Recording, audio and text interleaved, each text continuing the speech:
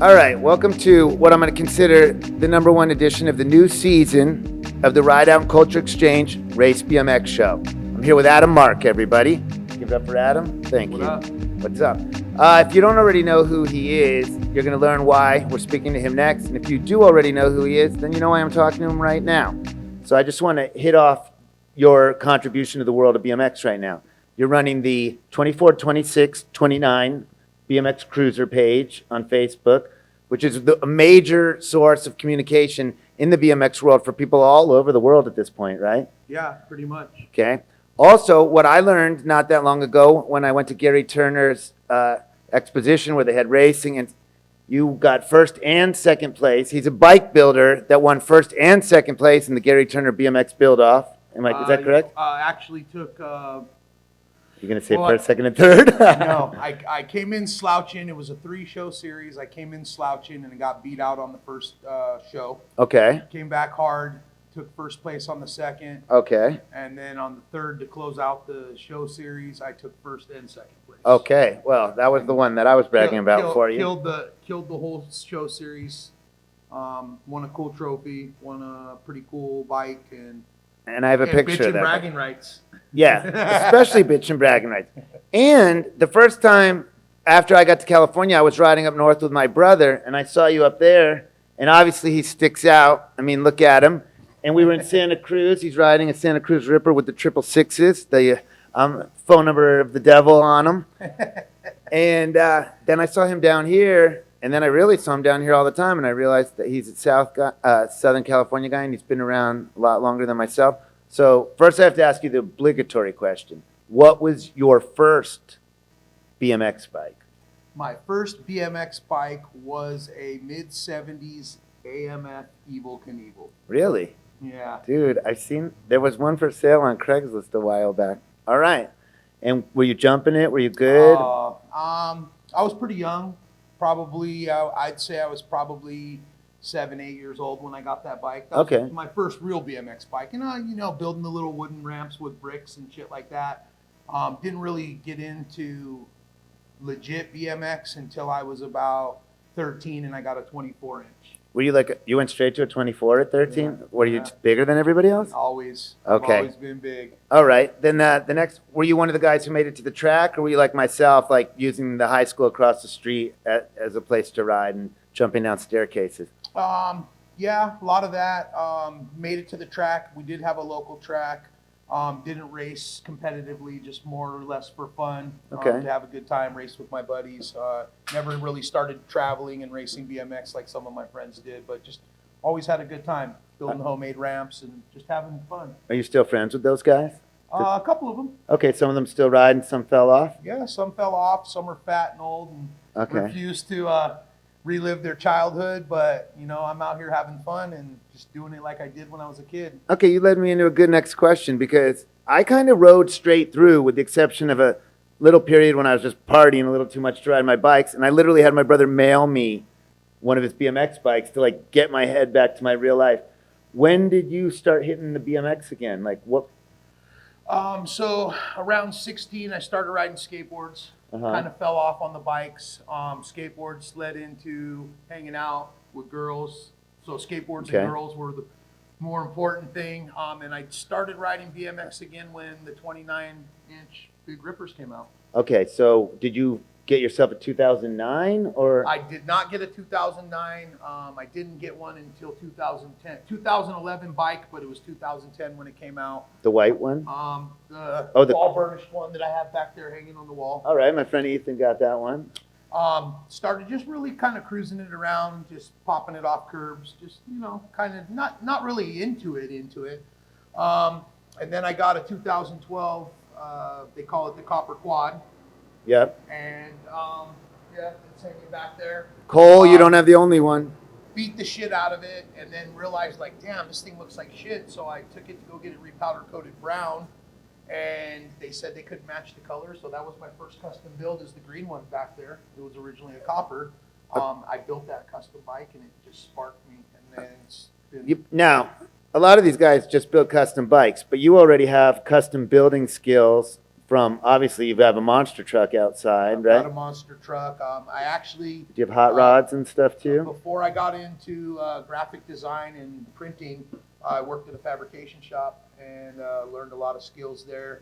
Came home butthole dirty every day, and but that's where I learned all of my custom building skills. I've always had lowriders, hot rods, monster trucks. I've always had a nice little assortment of everything, and I've transferred that over into the bike building. You know, a lot of the stuff I implement in my bike builds comes from hot rods. I actually said that behind your back because I was talking, I was talking to your bike about your black and bronze, is that copper bike to my brother and other people, and I'm like, you don't understand.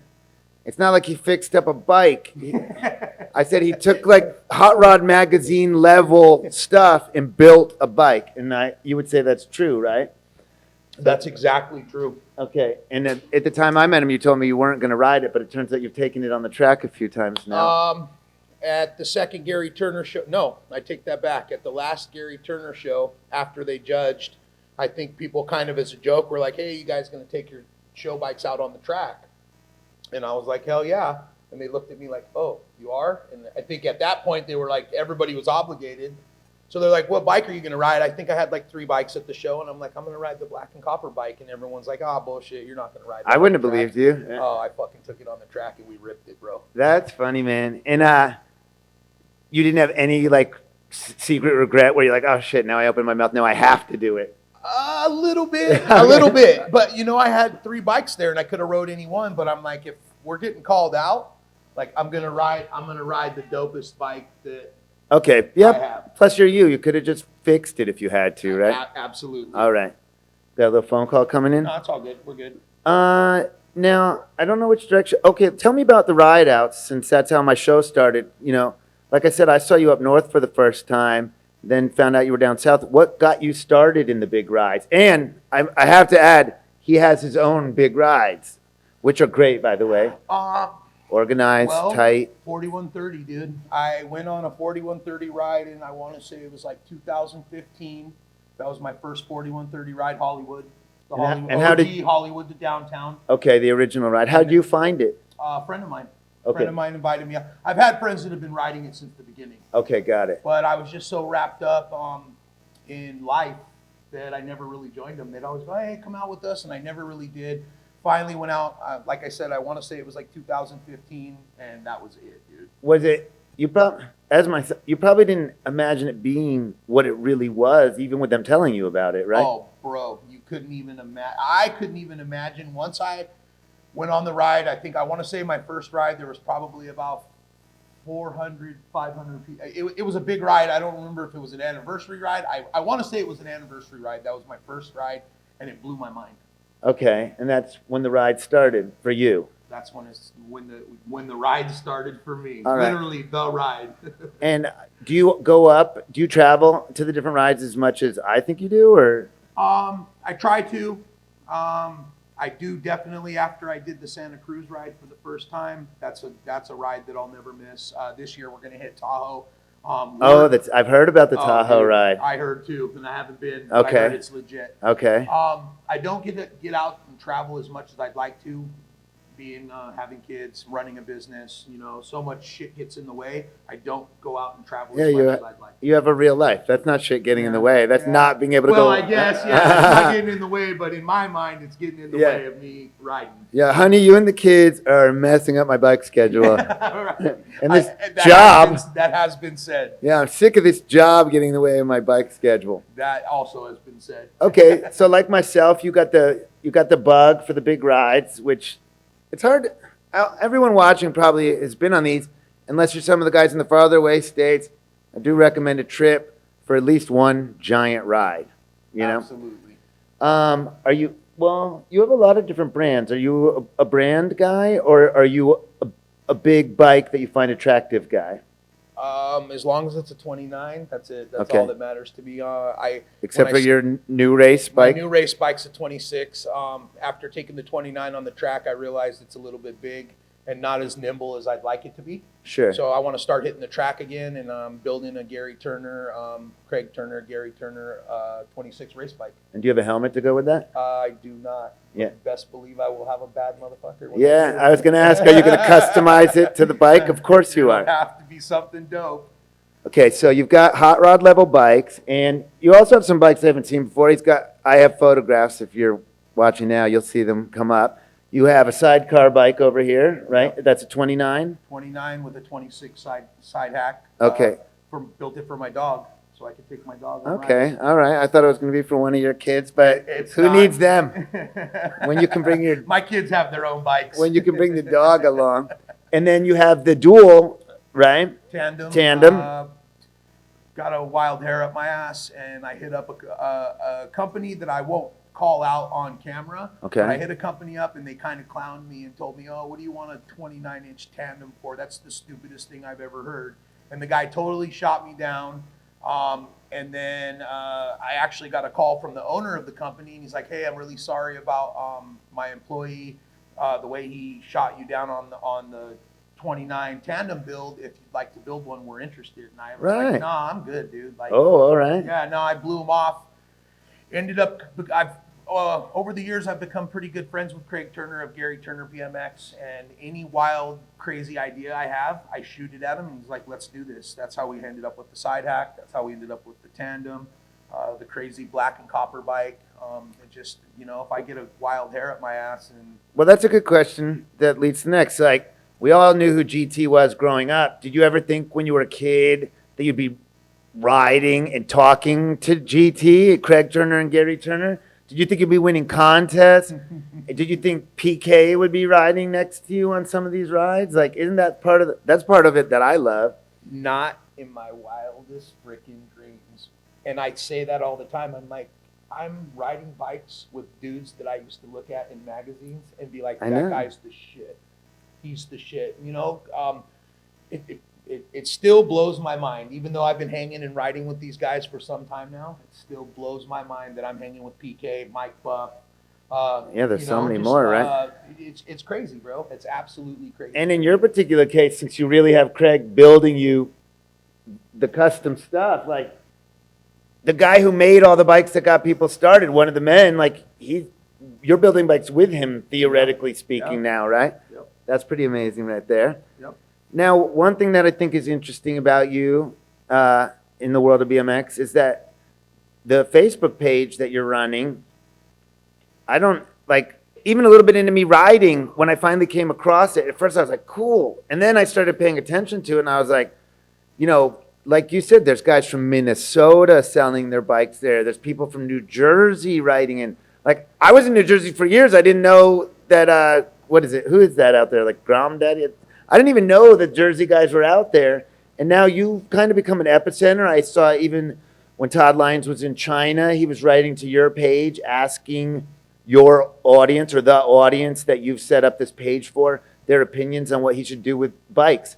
So why don't you tell us about that? Because in a weird way, that is your biggest contribution to the entire world of BMX cruisers.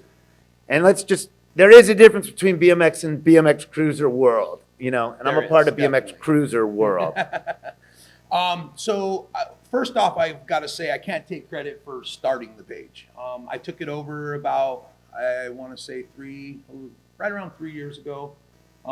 Somebody else had created it and kind of brought it up, and it had plateaued and was kind of on its way downhill. And I took it over and just because of your love of these bikes. My love of these bikes, and like I said, I tell people all the time, it's like when those old dudes hit their midlife crisis and they go out and buy a Corvette. Yes. Mine is BMX bikes, and I'm like reliving my childhood. And people are like, "Why do you have so many bikes?" And I'm like, "Well, when I was a kid, I wasn't, I didn't grow up poor, but I definitely wasn't well off, and I was lucky to have a bike, and all my friends rode PKs and Race Inks, and when I got my first cruiser, it was a Team Murray. Right. It was a cruiser, but it was a Team Murray. I mean, so I've clowned on a couple other episodes when people bring up Murrays. I'm like, I had a Schwinn Scrambler for my first bike, and I'm like, Murrays and Huffies are the only bikes that made me feel better about myself. But now as a grown-up, I respect them all. But, when you're an Definitely. insecure kid and you want a ripper and down, and that was what, 350 when everything else was 150. Exactly. Okay. And so, but now tell me, so you took over the site.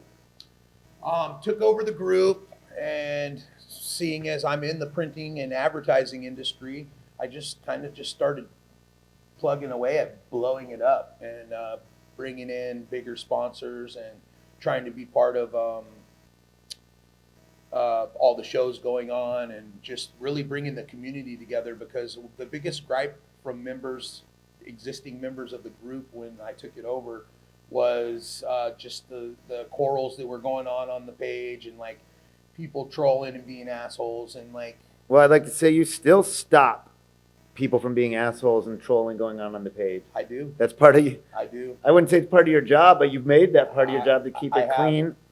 I think another important factor is that you have the sponsors on the page are competing BMX companies that have come together on your page. Yeah. Which I have a picture of that. Is anyone that's not in this printout also sponsored that's pretty much everybody. The only one that's not up there is Pedal Power, but Bassett is up there. That's a sister company of Bassett. But yeah, Okay. all of these people, a lot of them are competitors, and they all come together for the greater good of our sport, hobby, whatever you want to call it.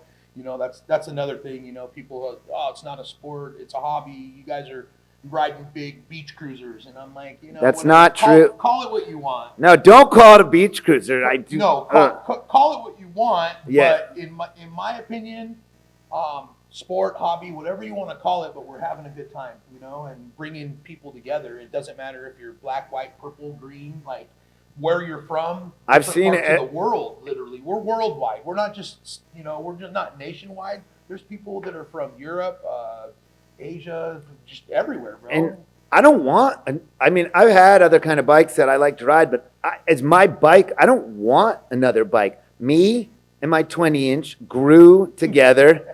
I went from 4-something to 5'10", and my bike went from 20 to 29. So in my mind, I've been riding the same bike my whole life. Don't worry about a little background noise or something bad happening. Oh yeah, I'll pause it. We'll be right back. No worries. Adam's back. He had to check up on the dog, the dog's cool, right? Dog's cool. The dog's cool. Where were we? All over the world. Oh, we like riding bikes, and I like riding a one-gear bike. Once upon a time, I used my bike to remake myself strong again after smoking too many cigarettes. I stopped smoking cigarettes. And one gear is the way to do it. Going up hills and, right? We see a bunch of it's the way. kids all the way through to grown men riding BMX bikes all over the place. Can you wheelie or anything like that? Be honest. At one point in time when I was a kid, I could wheelie like no other. Really? Being fat and old now, I think I've lost that edge to where you don't care if you crash. Like I'm like, I got to get up and go to work tomorrow. And thank you for saying if that. I bust my ass, I might not be making it to work. So it kind of in the back of my mind, limits what I really feel I could push myself to do. I feel good jumping off of stuff because I'm going straight, and that's my strong area of control. But to be up in the air and be able to fall on my back, that is not my comfort zone. Agreed, bro. I'll jump. I'll size up some stairs or a jump, and I'll hit a jump, and I have no fear of that. But like wheeling and falling back, like How do you feel about the wider tires and the fat bikes? Do you prefer traditional BMX only, which I do, but I don't dislike the others, but they're not for me as much. I agree 100% with you. I prefer the traditional. I'm not really a disc brake guy. I'm not really a fat tire guy. I like the traditional brakes. People are like, disc brake. And I'm like, disc brake to me, this may sound stupid, but disc brake is not a part of BMX, how I grew up riding BMX. Like you had some shitty U-brakes that barely stopped you, and I actually had disc brakes for a short period of time on my in-between bike, between the Ripper and the Sunday. They stopped great. Like, I will never insult them like that. But they ruined my rhythm of BMX. Agreed. Like, yeah. Yeah, agreed. They're too good. The tandem's got a disc brake on the back. That's a good choice. With two people on a bike that big, regular brake setup, it's It's got regular V brakes on the front and a disc on the back, but I'm glad I did that because it would have never stopped. How do you like front brakes on your normal bikes? Because I like them, but I'm the only one. I mean, I haven't built any bikes with a front brake, Okay. but besides the tandem. Okay.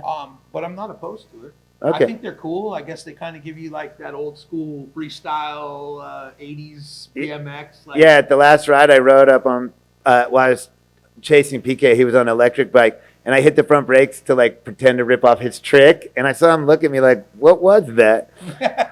So, what would you build next? Are you building more? Where do you know, are you working on the web?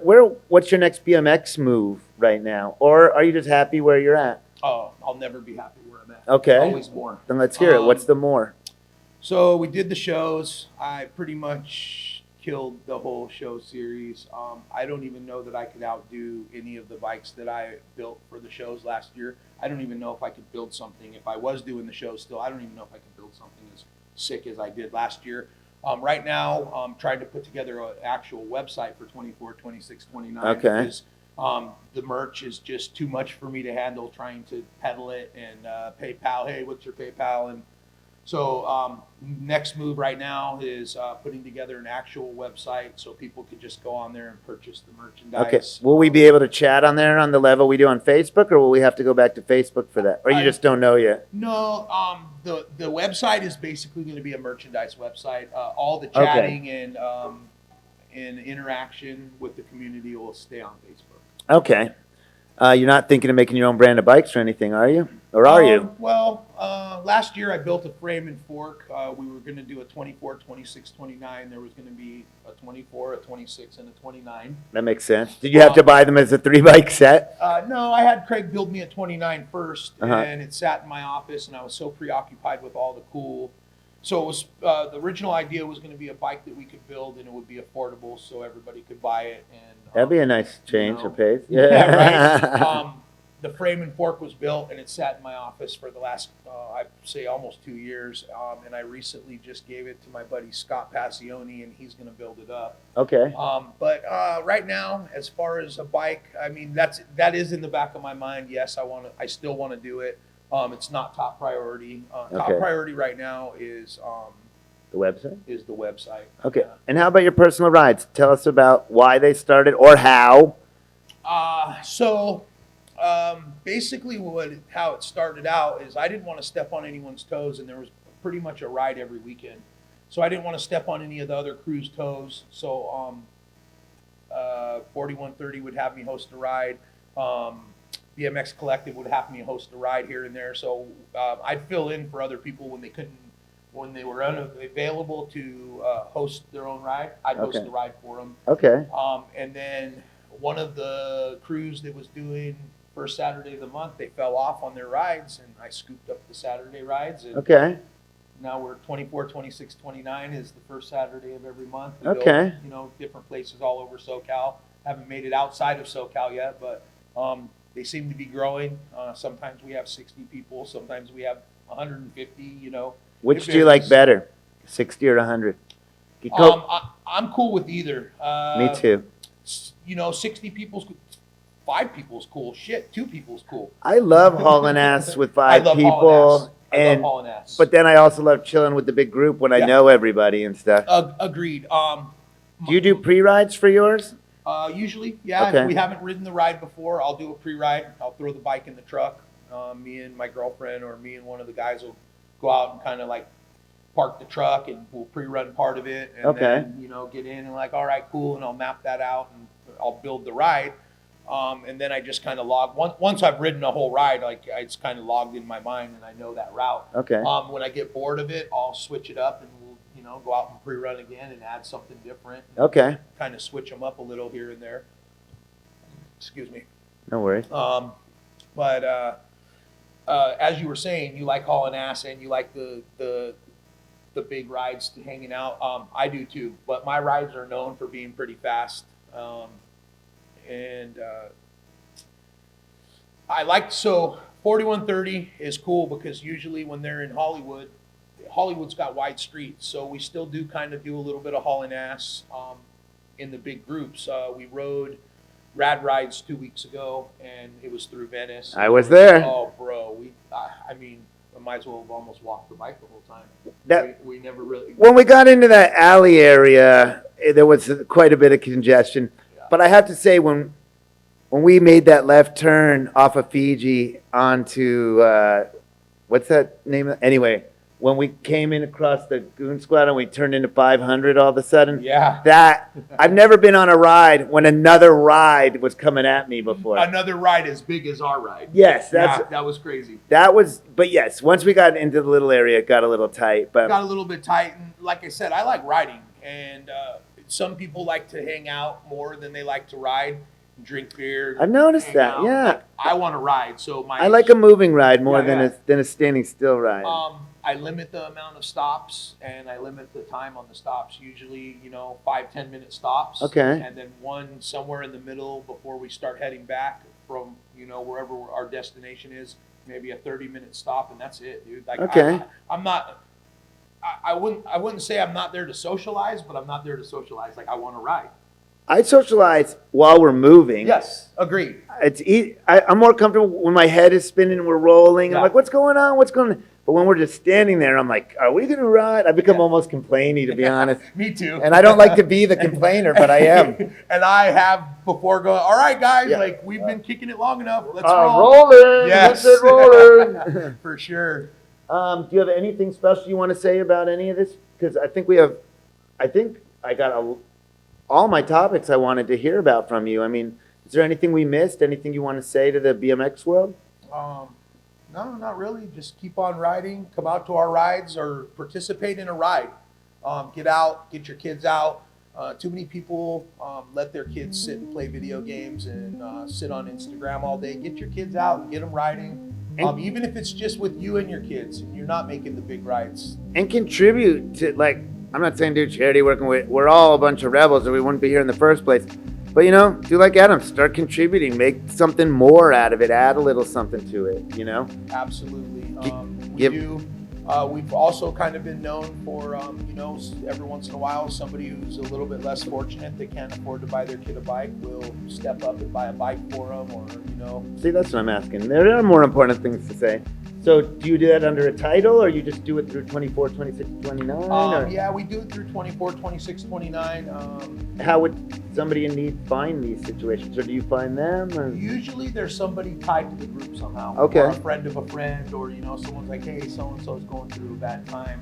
We've had some people with health issues that we've done some raffles and raised the money and donated it to them.